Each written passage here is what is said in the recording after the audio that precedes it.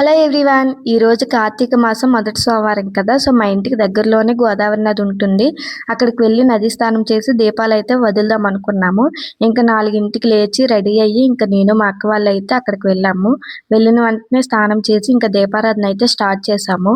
మా ఊర్లో అయితే చెరువులో అయినా కోనీరులో అయినా స్నానాలు చేసి దీపాలు అయితే వదిలేవాళ్ళం. ఇంకా లాస్ట్ టైం అయితే నేను నీటిలో ఇలా పెట్టగానే అలా మునిగిపోయేవి దీపాలు అయితే. ఈసారి అయితే మాత్రం చాలా బాగా వెళ్ళాయి. చాలా హ్యాపీ అనిపించింది. ఇంక ఈ కార్తీక మాసంలో నదీ స్నానం చేసి దీపాలు వెలిగిస్తే చాలా మంచిది అంటారు, పుణ్యం వస్తుంది అంటారు.